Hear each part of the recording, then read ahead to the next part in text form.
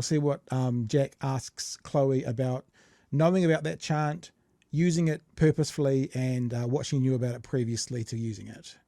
In November last year, speaking to a crowd of supporters, you led the chant, quote, "From the river to the sea, Palestine will be free." At the time you used that phrase, were you aware that many Jewish people consider it deeply inflammatory, hateful and offensive? So if I may unpack the chronology of events that led up to my utilisation of that statement, we had previously heard at that rally from Dayenu. Dayenu is a group of people from the Jewish diaspora who are opposed to the occupation and the genocide that is currently playing out in the occupied Palestinian territories.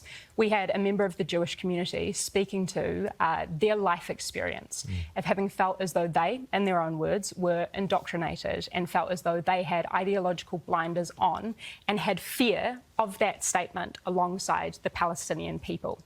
And that in coming to educate themselves and understand what had occurred in the history of, for example, 1948 with the Nakba and the displacement of the better part of 1 million people, the many deaths and devastation that came with that, but they came to understand that Palestinian freedom and liberation did not have a prerequisite of violence, and that to hold to that view that Palestine will be free or freedom for Palestinians somehow involves violence is an incredibly racist and problematic trope. So that doesn't answer the question. When you use that phrase, were you aware that many Jewish people consider that to be a hateful and inflammatory phrase? And I take my lead from Palestinian and Jewish peace activists. That doesn't answer my question. Were you aware that... Can I just say, I've seen some comments in the chat already about people not liking this take from Jack. This is a fair coming back because... as we've said before, what he does to Winston Peters, he'll do to Chris Hipkins, and he'll ask the question. And Chloe hasn't answered that question yet. Whilst I think her answer is good, like it's absolutely good, but it hasn't answered his specific question of was she aware. What were you going to say? I didn't like this line of questioning either because Chloe's my girl, but it's fair game. Like she was the first pass on this. She was weak, and any good interviewer would see that and try to go after it. Yeah. So we'll keep going. That many Jewish people consider that to be a hateful and inflammatory statement. Yes, Jack, I am aware of the fact that there are many differing views on this. So at the time you used that statement, you were aware that many in the Jewish community considered it inflammatory and hateful. Not necessarily the people who were there, but that many in that community consider it inflammatory and hateful. When you use that phrase, you were aware of that? Yes, and I want to talk to the broader context. Jack, We'll bring up the broader context. So your colleague, Ricardo Menendez March, used the phrase on social media back in 2021, and you were tagged in the post at the time. According to the New Zealand Jewish Council, after they expressed their concerns, you untagged yourself from that post. Is that correct? The New Zealand Jewish Council is something to be wary of. Everyone's entitled to their own opinion. But let's just say from their perspective on this current conflict, Israel can do no wrong. And I'll put it this way. Looking at the tweets that come out from them, it appears that the people within Gaza are... It's probably unfair for me to say are as much fair game as Hamas, but that's certainly the ilk of their conversation. So it's fair to ask a question about what was said, but it's also fair to put the context of who these people are who have raised this. I don't want to use inflammatory terms, but let's just say in an unquestioning, unwavering way, they are on Team Israel. That'd be a fair way of putting it. I think when we're talking about the New Zealand Jewish Council, it's fair to say that they represent some New Zealand Jews. Sure. Certainly not all. And I would even go as far as saying that they don't represent the majority of New Zealand Jews. But yeah, just some context. Yep. So we'll continue on with this because Jack was just asking about a tweet that they mentioned in and Chloe was tagged in. You were tagged in the post at the time. According to the New Zealand Jewish Council, after they expressed their concerns, you untagged yourself from that post. Is that correct? Just on that point, if I said Jewish rather than Israeli, I withhold that. I meant to say Israeli. And sometimes you just get the two crossover, even though it's right. Yes, I agree. Not Jewish, Israeli. They are very pro-Israel. They are Israeli supporters without fault. They sell themselves as a Jewish organisation, but yes, very much more Zionist. Zionist. Yeah, for sure. So if I don't know whether I did or not, but if I said Jewish, then I meant to say Israeli. That was what I am trying to do, but these words can be interchangeable from time to time. I don't recall. Is it true that after they expressed concerns, you met with students and teachers at the Kadima Jewish School in your Auckland Central electorate? People with knowledge of that meeting say you were told by the school in your electorate that phrase was inflammatory and hateful and could even be interpreted as calling for the genocide of the Jewish people. Is that correct? I at that meeting? I wouldn't be able to recall the specifics of that, but I also recall that I continued to hold true to the kaupapa that Palestinian freedom is necessary if we are to have long-standing peace and justice in the region. I don't think anyone is opposing that statement. It's whether or not using... Wow, Jack, that's a bit naive. There are many people who are opposing that statement. Some of them may well be in that organisation that you're citing the tweet from. Phrase that you chose to use could be interpreted as being inflammatory and hateful. So I want to know, when you had the meeting with the Kadima school in Auckland Central, people with knowledge of that meeting say you were told it was inflammatory and hateful. Mm-hmm. What do you recall? I recall that was, yes, along those lines. That would have been the views that were expressed. No, hang on. So the Green Party has long expressed concerns about hate speech. Given the widespread and extremely well-documented concerns with the term that you used, do you believe it was hate speech? No. And if I may have a moment to unpack precisely that. As I was alluding to before, I believe that there is a deeply problematic and intentional misunderstanding that is being painted across the Palestinian people here, whereby there is some presupposition that freedom for Palestinian people who have been living under occupation for decades now and are presently being subjugated to a genocide. We are talking about tens of thousands of people who have been murdered in the last few months, approximately half of them children, and we are talking about advocating for their freedom, and that freedom is being painted somehow as violence. No, see, this is the problem, right? You had an option when you were there, when you were speaking in public. You had been warned by Jewish people that the phrase could be interpreted as being inflammatory and hateful. You'd gone to a meeting with a Jewish school in your electorate in which people in your own electorate had said that term could be interpreted as being inflammatory and hateful. And yet, you chose to use it. You could have used an unambiguously non-offensive term in support of the Palestinian cause. Problem with what Jack just did then is he said it was offensive. Like, he's done quite well on to this point to saying some people consider it, but in that section just there, he just said you could have used a non-offensive term, which means he's actually saying this term is offensive. That's something that it's a very small slip, but up until this point, he's been saying some people consider it, some people considering it, but then he said it is. And it's very small, but it can be significant to a conversation. You could have used an unambiguously non-offensive term in support of the Palestinian cause. 2468, Palestine should have a state. It is not so complicated. But you chose in that moment to use a term that is interpreted by many as being hateful. And perhaps that discomfort is something that we should lean into, because again, I think that nowhere near enough focus has been paid to the genocide, which is literally playing out right now and is decimating the Palestinian people. So when you say the discomfort should be leaned into, in what way? How do you mean? In the sense that there is far more focus on a statement than there is on the violence that is playing out against the Palestinian people. But that's on you. You used the statement with knowledge of how the statement would be interpreted. Hang on. Okay, so this is where we start to part ways. Chloe is just saying there's more focus on me using this saying than what's happening in Gaza. And Jack says that's on you. It's not on Chloe to decide what's going to be printed in the front page of the New Zealand Herald or lead News Hub or big talkback on News Talk ZB. That's not on Chloe. That's on those media organisations that chose to make it the headline and amplify it. She has no control over what media companies do and how they talk about things. So it's not on Chloe. The focus of the statement over the deaths in Gaza is on the people who chose to report that angle over the deaths in Gaza, Chewy.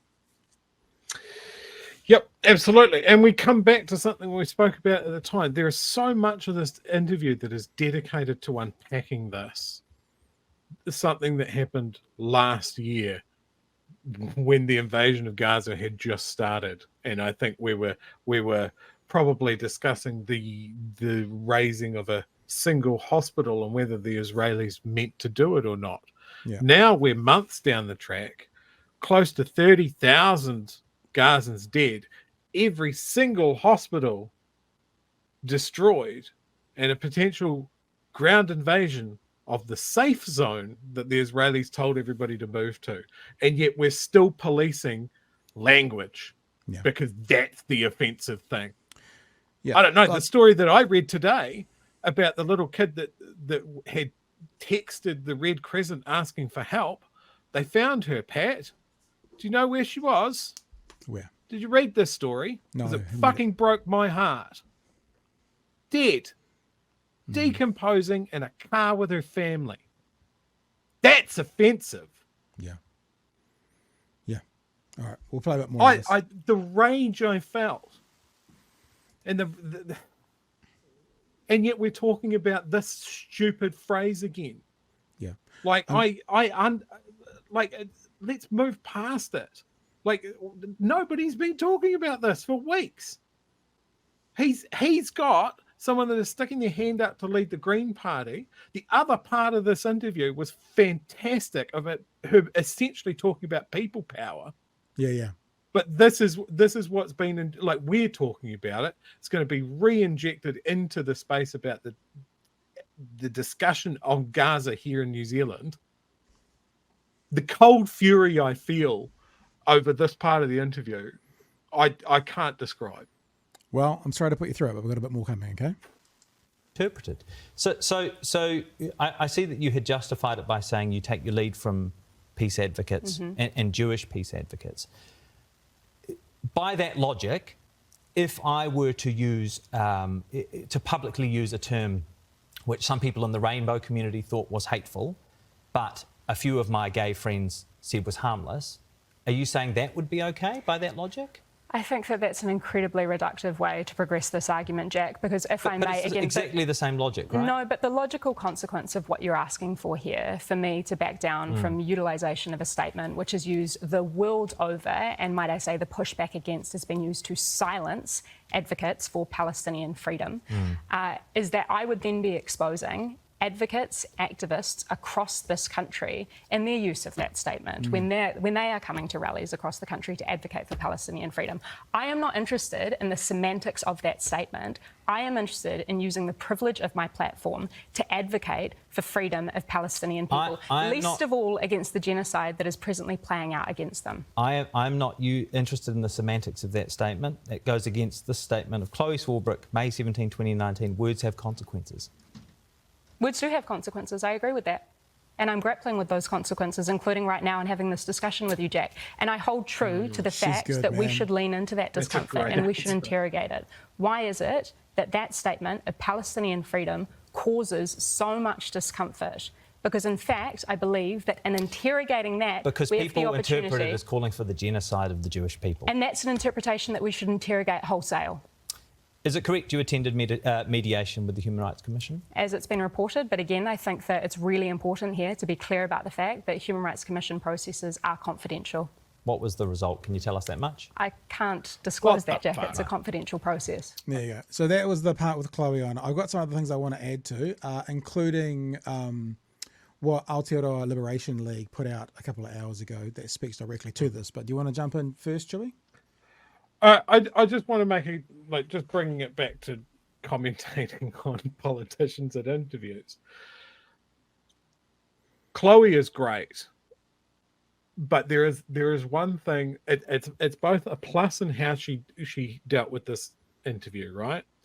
Is that one of the things that I appreciated is she let the questions come, made short answers, and then when she had a moment, really expanded. Like, gave us what she is very, very good at distilling sometimes quite complex ideas very clearly. The problem for her going forward in the way that our news media works is that doesn't work for sound bites. Yeah, you're right. If she's giving short answers to those questions that Jack is trying to lead her up to, then that's what's going to be in the clips, not the clear answer at the end. Yeah. But I think all the way through this whole Q&A, if you guys haven't seen it, the whole Q&A interview is well worth the watch. Chloe's ability to rally is impressive. She's very, I mean, the answers were great. Her answers were on point because basically she was saying yes, but this is why. But you're saying, I mean, in this sound bite, where there aren't many like who do what we do and give things more time than they. I mean, we just talked about that 20-minute conversation with David Seymour, and I think we talked about it for 40 minutes. So we spend more time on talking about the interview than the interview itself. So I think that you're right that in this world we live in with clip bites. That's why so often we come here and we play the news story, and then we go back and play 60 seconds from the actual press conference, and it puts a completely different spin on the news story. I do want to play this though, because some. Oh, sorry, you're going to say, but I was going to say Samar from Aotearoa Liberation League talks to this really well about where should the focus be. Do you want to chat first, or should we jump it in? No, go for it. This is great. Right, let's play this. 128 days of genocide, over 28,000 people massacred, and what is our media talking about? In November last year, you led the chant, quote, "From the river to the sea, Palestine will be free." Were you aware that many Jewish people consider it deeply inflammatory, hateful and offensive? Swarbrick answered beautifully, calling out the racism inherent in that question. To hold to that view that Palestine will be free or freedom for Palestinians somehow involves violence is an incredibly racist and problematic trope. But he continued with his atrocity-enabling propaganda for almost 7 minutes of a 17-minute interview. He did a lot of digging. Your colleague Ricardo Menendez March used the phrase on social media back in 2021, and you were tagged in the post at the time. According to the New Zealand Jewish Council, after they expressed their concerns, you untagged yourself from that post. But he didn't say a word about what it is we want to free Palestine from. He didn't mention that in its 1977 original manifesto, Netanyahu's party declared, between the sea and the Jordan, there will only be Israeli sovereignty. And he certainly didn't mention that in September last year, Netanyahu held a map where Palestine was completely erased and Israel took its place. Since then, it's become crystal clear what Palestinians have been telling us for more than 75 years. These are calls for genocide, and we are now witnessing it in its most extreme form. When we say freedom, mai te awa ki te moana, we mean freedom from the unspeakable horrors we're seeing on our screens every day. And accusing these calls for freedom of being genocidal, in my view, is nothing more than projection from those who support the genocide. So that's what they put out, and I wanted to add one thing to it. Not that I'm a spokesperson for this, but Samar talked about 1977. We can actually go sooner than that. Like in the last couple of months, I've showed you this before. In the last couple of months, Netanyahu has said very clearly all territory west of the Jordan River should be under Israeli security control. The Jordan River is from the river, and all the land west of that is to the sea. So literally, the highest profile, most famous Israeli in the world at the moment is okay for saying from the river to the sea, but and mean we have all the control here, yet supporters of Palestine and supporters of the inhabitants of Gaza aren't able to use it in a way which they look. So Jack kept saying some interpret it as, sure, that's true, some do. Others interpret it as a cry for freedom. No part about that conversation from Jack in that moment, though, Chewy. And look, I'm seeing a lot of questions, a lot of comments against Jack in the chat, and some of them are fair. I think his line of questioning here was bullshit and just way too long. Jack as a whole is a fantastic interviewer, and this is one of the things that we need to have is sometimes our team need to be held to the fire as well, and a lot of that interview. Chloe was held to the fire and dealt with it very, very well. She gave great answers of what her vision of the future of the Green Party is, as an example, the future of government in this country is. I urge people to go and watch it because she talks so much about what I've been talking about, that we need to get the people back into government, and it's not just every 3 years with a national level election. It is local party, and it is agitating for local communities and getting like ground up grassroots stuff. Super important.